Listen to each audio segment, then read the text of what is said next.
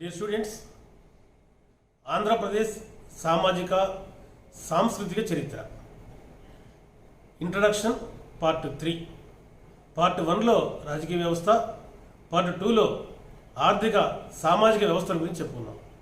ఇప్పుడు ఈ పార్ట్ 3లో మత సాంస్కృతిక వ్యవస్థల గురించి చెప్పుకోబోతున్నాం. మత వ్యవస్థలో ప్రధానంగా మతాల గురించిన అంశాలు ఉంటాయి. ముఖ్యంగా హిందూ, బౌద్ధ, జైన మతాలు. అదేవిధంగా ఆయా కాలాలలో ఆ హిందూ మతం ఎలా ఉంది, బౌద్ధం ఎలా ఉంది, జైనం ఎలా ఉంది, నూతన సిద్ధాంతాలు ఏమన్నా ప్రవేశించినాయా, ప్రవేశిస్తే అలా ప్రవేశించడానికి గల కారణాలు ఏమిటి, దాంతోపాటుగా ఆయా యుగాలలో ఎవరెవరు ఏ ఏ మతాచార్యులు ఉన్నారు, ఆ మతాచార్యుల యొక్క సిద్ధాంతాలు, బోధనలు ఏమిటి, వాళ్ళ యొక్క రచనలు ఏమిటి, వాళ్ళ యొక్క వ్యక్తిగత అంశాలు ఏమిటి, ఇది మత వ్యవస్థలో మనం చూసేట అంశం. ఒక మాటలో చెప్పుకోవాలి అంటే చరిత్రలో ప్రతిదీ కూడా డైనమిక్కే, స్టాటిక్గా ఏది ఉండదు, అన్నీ మారిపోతుంటాయి. హిందూ మతము పేరుకి హిందూ మతమే, కానీ అది మళ్ళీ తిరిగి ఒక్కొక్క యుగంలో ఒక రకం మారుతూ ఉంటుంది. నిన్న క్లాస్లో మనం ఎలాగైతే సామాజిక వ్యవస్థ చెప్పుకున్నామో అట్లా. ఉదాహరణకి హిందూ మతాన్ని కనుక మనం తీసుకునే పని అయితే శాతవాహన యుగంలో ఒక గొప్ప మార్పుకి ఇది లోనైంది. అప్పుడు దాకా క్రతు ప్రధానమైన వైదిక మతం అది. యజ్ఞయాగాది క్రతువులు చేసేవాళ్ళు. శాతవాహన యుగం వచ్చేప్పటికి భక్తి ప్రధానమైనటువంటి పౌరాణిక మతంగా మారుతుంది. కాబట్టి క్రతు ప్రధానమైనటువంటి వైదిక మతము లేదా బ్రాహ్మణ మతము ఎందువలన శాతవాహన యుగంలో భక్తి ప్రధానమైన పౌరాణిక మతంగా మారిందో మనం చెప్పుకుంటాం. అసలు లక్షణాలు చెప్పుకుంటాం. ముందు క్రతు ప్రధానమైనటువంటి వైదిక మతంలో ఏముంటుంది, భక్తి ప్రధానమైనటువంటి పౌరాణిక మతంలో ఏముంటుంది, ఇలా మార్పు చెందడానికి గల కారణాలు ఏమిటి, ఇది మనం చెప్పుకుంటాం. అలాగే బౌద్ధ మతం కూడా ఒక గొప్ప మార్పుకి శాతవాహన యుగంలో గురైంది. శాతవాహన యుగంలోనే బౌద్ధము మహాయాన, హీనయానాలుగా చీలింది. కనుక మహాయానము, హీనయానము అంటే ఎందుకు చీలింది, ఇది కారణాలు ఏమిటి, అలా చీలేటప్పుడు ఉన్నటువంటి నాయకులు ఎవరు, అదేవిధంగా దాని ఫలితాలు ఏమిటి, ఇటువంటి వాటిని మనం చెప్పుకుంటాం.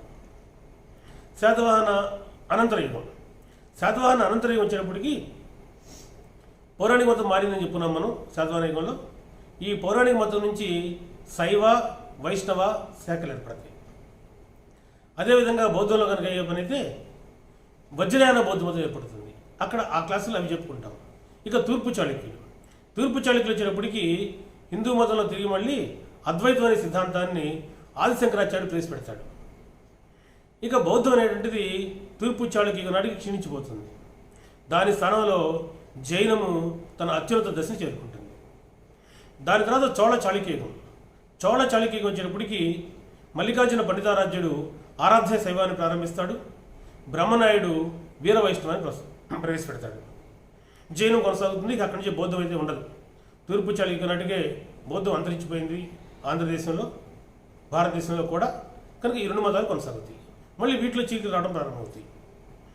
కాకతీయ యుగం గోళకింబర సాంప్రదాయాలు ప్రవేశిస్తే శైవంలో కాపాలికులు, కాలముక్కులు ఇటువంటి ఇతరమైన శాఖలు ఏవో ఏర్పడుతూ ఉంటాయి. అదే వైష్ణవంలో రకరకాల మార్పులు గురవుతూ ఉంటుంది. రెడ్డి నాయక యుగము, విజయనగర యుగము, కుతుబ్షా యుగము, ఏ మార్పులు గురైన ఈ మతాలు అనేటువంటివి మొత్తం ఈ క్లాసులో చెప్పుకోలేం. కాబట్టి మీకు నేను ఆ యొక్క చరిత్ర గమనాన్ని, దానితో పాటుగా అసలు చరిత్రలో ఏ సబ్జెక్ట్ మ్యాటర్ ఉంటుందో అది చెప్పడం ఈ ఉద్దేశం. కాబట్టి ఇటువంటి వాటిని మనం చెప్పుకుంటాం ఆ యుగాలలో. దాంతోపాటుగా మరి ఈ చీలికలు వచ్చినప్పుడు లేదా మార్పులు వచ్చినప్పుడు ఉన్నటువంటి ప్రధానమైనటువంటి ఆచార్యులు ఎవరు, ఆయా మతాలు చెందిన గొప్పవాళ్ళు ఎవరెవరు ఉన్నారు. ఉదాహరణకి మహాయాన, హీనయానం ఏర్పడటంలో అసలు మహాయానాన్ని ఏర్పాటు చేసిన వాడే ఆచార్య నాగార్జునుడు. ఆయన శూన్యవాదాన్ని, మాధ్యమిక వాదము ఇటువంటి వాటిని ప్రవేశపెట్టాడు. కనుక శాతవాహనంలో ఇవి చూస్తాం. అనంతరం వచ్చేప్పటికి ఆర్యదేవుడు, భావ వివేకుడు, లింగనాగుడు ఇలాంటి వాళ్ళని చెప్పుకుంటాం. కనుక తూర్పు చాళుక్య నాటికి ఇక బౌద్ధం అనేది ఉండదు. జైనం ప్రారంభమవుతుంది. అక్కడ జైనంలో తిరిగి మళ్ళీ అకలంకాచార్యుడు ఇటువంటి వాడి గురించి మేము చెప్పుకుంటాం. కనుక ఎవరెవరు ఏ కాలంలో ఏం చేశారు. అదేవిధంగా హిందూ మతంలో కనుక ఏ పని అయితే ఇందాక నేను చెప్పినట్టుగా ఆదిశంకరాచార్యుడు, ఆ తర్వాత వచ్చినటువంటి రామానుజాచార్యుడు వీర వైష్ణవాన్ని, ఇట్లా ఆ పరంపర మనం చెప్పుకుంటాం. అదేవిధంగా వాళ్ళు ఏ గ్రంథాలు రచించారు, ఏ భాషలో ఉన్నాయి, వాటి నుంచి మన చరిత్రకు కావాల్సిన అంశాలు ఏమేమి మనకు తెలుస్తున్నాయి. ఇవన్నీ కుప్పలు తప్పలుగా ఎగ్జామినేషన్లో ప్రశ్నలు వస్తున్నటువంటివి. వాటి గురించి మనం ఆయా క్లాసులో చెప్పుకుంటాం. కాబట్టి మత వ్యవస్థ అనగానే ముఖ్యమైన ఈ ప్రధానమైనటువంటి ఈ 3 మతాలు, ఈ మతాల్లో వచ్చిన మార్పులు, ఆ మార్పులు వచ్చేటటువంటి ఆచార్యులు, వాళ్ళ యొక్క రచనలు, విశేషాలు, ఇవి మనము మత వ్యవస్థలో చెప్పుకుంటాం. ఇక మత వ్యవస్థ తర్వాత మనం చెప్పుకునేటువంటిది సాంస్కృతిక వ్యవస్థ. ఇక సాంస్కృతిక వ్యవస్థలో ఏమేమి చెప్పుకోబోతున్నామో నేను ఇప్పుడు వివరిస్తాను. డియర్ స్టూడెంట్స్, ఇక సాంస్కృతిక వ్యవస్థ చెప్పుకునే ముందు ఒక చిన్న అప్పీల్ మీకు. నేను చేసే ఈ వీడియోలు కనుక మీకు నచ్చే పని అయితే మీరు లైక్ చేయటం, మీ ఫ్రెండ్స్కి షేర్ చేయటం, అత్యంత ముఖ్యంగా సబ్స్క్రైబ్ చేసి ఆ బెల్ ఐకాన్ ప్రెస్ చేయటం చేయండి. అలా సబ్స్క్రైబ్ చేసి బెల్ ఐకాన్ కనుక మీరు ప్రెస్ చేసే పని అయితే ఎప్పుడు వీడియోలు అప్పుడు మీకు సిగ్నల్ అనేది వస్తుంది. రెండోది మనకు కూడా సబ్స్క్రిప్షన్ పెరుగుతుంది. ఇక సాంస్కృతిక వ్యవస్థలో మనము ప్రధానంగా 6 అంశాలు చెప్పుకుంటాం. 1 నిర్మాణాలు, 2 శిల్పము, 3 చిత్రలేఖనము, 4 సంగీతము, 5 నాట్యము, 6 సాహిత్యం. ఇవి 6 ప్రధానంగా సాంస్కృతిక వ్యవస్థలో వస్తాయి. ఇక ఈ నిర్మాణాలు కూడా ఆయా యుగాలలో ఏమేమి జరిగినాయి వాటి గురించిన అంశాలు మనం చెప్పుకుంటాం. శాతవాహన యుగంలో కనుక అయితే అప్పటికి దేవాలయ నిర్మాణాలు ప్రారంభం కాలేదు కనుక బౌద్ధ నిర్మాణాలు బోల్డ్ ఉన్నాయి.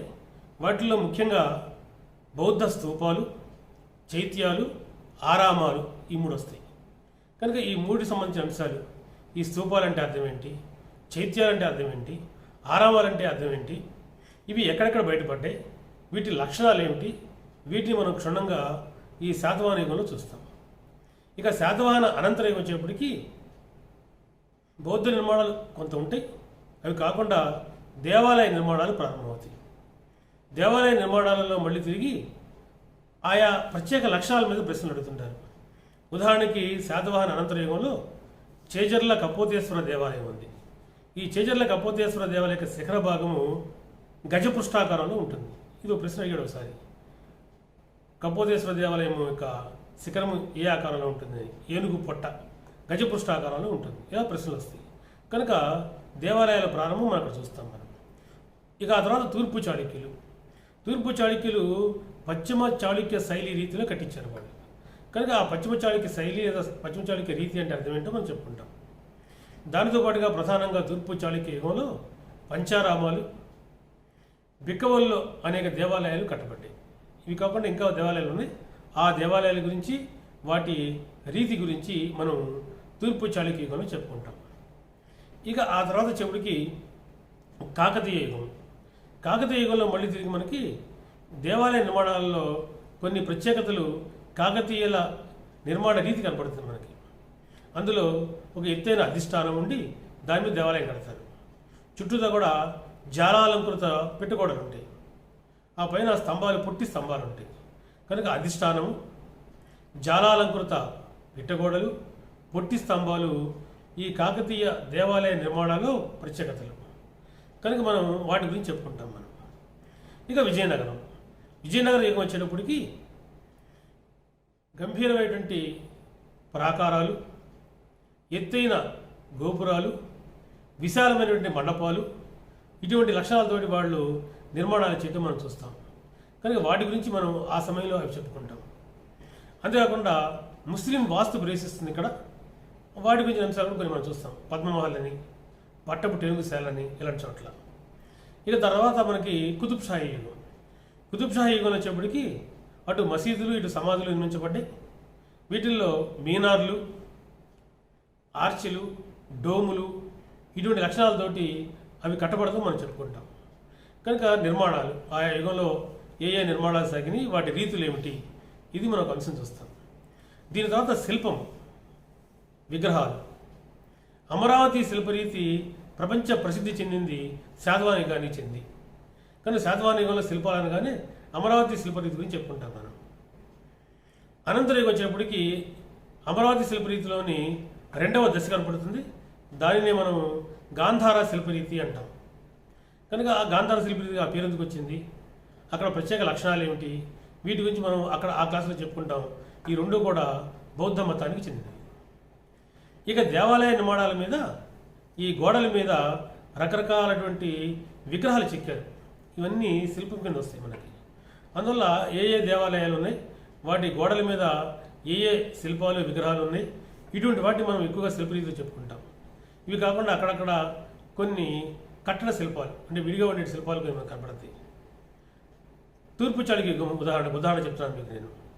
గంగా యమున ప్రతిమలు లభించినాయి మనకి దేవాలయ ముఖద్వారం దగ్గర. గంగాదేవి, యమునాదేవి ఎందుకు ఏమిటి ఆ క్లాసులో మనం చూస్తాం. అదేవిధంగా కాకతీయ శిల్పాలలో రామప్ప దేవాలయంలోని నర్తకీమునుల శిల్పాలు చాలా ప్రసిద్ధి.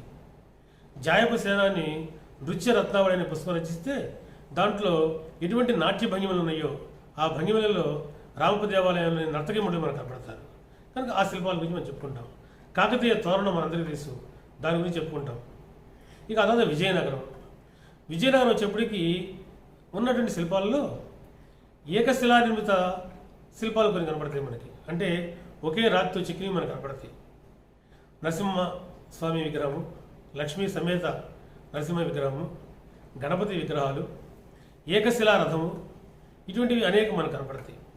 కనుక ఇటువంటి శిల్పాలు దీంతో పాటుగా విజయనగర యుగానికి చెంది తాడిపత్రి దేవాలయాల ప్రసిద్ధి శిల్ప సంపదకి, అదేవిధంగా లేపాక్షి ప్రసిద్ధి శిల్ప సంపదకి. కనుక అక్కడ ఉన్నటువంటి శిల్పాలు ఏమిటి, వాటి గొప్పతనం ఏమిటి, ఇటువంటివి మనం చూస్తాం. ముఖ్యంగా తాడిపత్రిలో కనుక ఏమనేది ఉబ్బెత్తు శిల్ప సంపదకి ప్రసిద్ధి. అంటే ఒక దేవాలయ గోడ ఉంటే ఈ గోడ పై భాగంలోకి పొడుచుకొచ్చినట్లుగా మనకి విగ్రహాలు కనపడతాయి. కనుక ఆ శిల్పరీతి ఇలా ఆయా శిల్పరీతులు ఏ ఏ కాలంలో ఎలా ఉన్నాయి ఏమిటి, వాటిలో ముఖ్యమైన అంశాలు ఏమిటి, ఎగ్జామినేషన్లో ప్రశ్నలు ఏ రకంగా రావచ్చు, వాటి గురించి మనం ఆయా యుగాల్లో డిస్కస్ చేస్తాం. దీని తర్వాతది మూడవది చిత్రలేఖనం.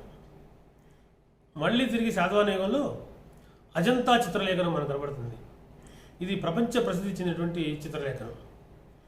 ఈ చిత్రలేఖనాన్ని 4 రాజవంశాలు పోషిస్తే భారతదేశ చరిత్రలో అసలు మొట్టమొదట దీన్ని ప్రారంభించిన వాళ్ళే శాతవాహనులు.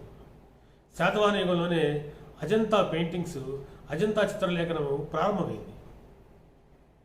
8, 9, 10, 12 ఇటువంటి గుహలు ఉన్నాయి. ఆ గుహలలో శాతవాహనుల యొక్క పెయింటింగ్స్ మనకు కనబడతాయి. శ్వేత గజజాతకము 10వ గుహలో ఉంటుంది. దాని మీద ప్రశ్నలు కూడా ఇవరికి ఆల్రెడీ ఈ గ్రూప్ 2 స్థాయిలో మనకి ప్రశ్నలు మనకు కనబడతాయి. కాబట్టి చిత్రలేఖనం ఇక అన్నది ఉండే కొద్ది ఈ పెయింటింగ్స్ రకరకాల రూపాలు చెందుతూ ఉంటాయి. దేవాలయ గోడల మీద, ముఖ్యంగా దేవాలయ పైకప్పుల మీద ఇటువంటి చిత్రాలు పెట్టి మనం చూస్తాం. దీంతో పాటుగా ఇళ్లలో ప్రతి ఇంటిలో కూడా ఎక్కువగా రామాయణ, భారత, భాగవత కథల నుంచి రాధాకృష్ణుల లీలల దగ్గర నుంచి రకరకాల పెయింటింగ్స్ని వాళ్ళ ఇళ్లలో వేసినట్టు మనం చూస్తాం. ఇలా వాళ్ళ ఇళ్లలో వేసినట్లుగా ఇప్పుడు మనకి ఫిజికల్గా ఆధారాలు లేవు, కానీ కొన్ని గ్రంథాల ద్వారా మనకు తెలుస్తుంది. ప్రతాప చరిత్ర ఇటువంటి గ్రంథాలలో తిరిగినటువంటి అంశాలు మనకు కనబడుతున్నాయి. అదేవిధంగా విజయనగర యుగం నాటికి డొమింగే పేస్ రాస్తున్నాడు. తాను శ్రీకృష్ణదేవరాయల అంతఃపురానికి వెళ్ళానని, అక్కడ శ్రీకృష్ణదేవరాయల యొక్క అతని తండ్రి నరసానాయకుని యొక్క నిలువెత్తు చిత్రపటాలు నేను చూశాను అని. కనుక ఆ యుగంలో ఎటువంటి చిత్రపటాలన్నీ ఏమిటి, ఉదాహరణకి కాకతీయ యుగంలో కనుకైతే మాచల్దేవి ఒక స్వంత చిత్రశాలను కూడా నడిపింది. ఇట్లా ఆయా కాలాలలో ఆ యొక్క చిత్రలేఖనాల్లో ఆ పెయింటింగ్స్లో ఏమేమి ఉన్నాయి వీటి మనం చూస్తాం. దీని తర్వాత సంగీతం కూడా అనాదిగా ఉన్నటువంటి ఒకనొక సాంస్కృతిక ప్రక్రియ. శాతవాహన పూర్వయుగంలో ఉంది, శాతవాహన యుగంలో ఉంది, తర్వాత యుగంలో కొనసాగుతుంది. ఈ మార్పులతోటి రకాల నూతన రాగాలు రావటం, నూతనమైన వాయిద్య పరికరాలు కనుక్కోవటం, వీటి గురించిన అంశాలు కనబడుతుంది మనకి. శాతవాహన యుగంలో ఈ అమరావతి స్తూపాల మీద వీటి మీద రకరకాల వాయిద్య పరికరాలు ఉన్నాయి. వాటి బట్టి మనకు తెలుస్తుంది. అదే రకరకాల జలకరణము ఉదాహరణకి కాకతీయ యుగంలో ఒక అద్భుతమైన సంగీత వాయిద్య పరికరం. అదేవిధంగా సాక్షాత్తుగా కృష్ణదేవరాయలు కూడా వీణా విద్వాంసుడు మనకు తెలుస్తుంది. కనుక కృష్ణ అనేటువంటి ఒక విద్వాంసుని వద్ద ఈయన విద్య నేర్చుకున్నాడు అని. ఇట్లా సంగీతానికి సంబంధించి కాకతీయ యుగంలో కనుక చెప్పనైతే జాయప సేనాని సంగీత రత్నావళి అనే పుస్తకం కూడా రాశాడు. సంగీత రత్నావళి అనే పుస్తకం కూడా రాశాడు. కాబట్టి ఇవన్నీ కూడా మనకు సంబంధించి ఈ సంగీతానికి చెంది ఎక్కడెక్కడ ఏమున్నాయి, ఎవరెవరు ప్రసిద్ధి, గాన గంధర్వ విద్యా కోవిద చల్లావ అనే టమకి పేరు తూర్పు చాళుక్యుగంలో. ఇటువంటివి ఆ సంగీతానికి సంబంధించి ఆయా క్లాసుల్లో మనం వాటి చెప్పుకుంటూ ఉంటాం. కానీ సంగీతం మరొక ప్రక్రియ. దీంతో పాటుగా నాట్యం, రకరకాల నృత్య రీతులు ఈ యుగంలో కనబడతాయి మనకి. అమరావతి శిల్పాలలో కూడా రకరకాల నాట్య భంగిమలు మనకు కనబడుతున్నాయి. ఇందాక మీకు చెప్పినట్లుగా తూర్పు చాళుక్యుగంలో ఉన్నాయి, కాకతీయ యుగంలో దేవాలయం వాడ నాట్యాలు ఉన్నాయి. నృత్యరత్నావళి పుస్తకం రచించాడు జాయప సేనాని. నాట్య భంగిమలకి రకరకాల ప్రసిద్ధి విజయనగర యుగంలో. కూచిపూడి నాట్యం గురించి మనం వింటాం, యక్షగానాల గురించి మనం వింటాం. ఇటువంటి రకరకాల ప్రక్రియల్ని మనం ఈ నాటకము నాట్యము ఈ ప్రాంతాల్లో చూస్తాం మనం. ఇక తర్వాత మనకు కనిపించేటువంటిది సాహిత్యం.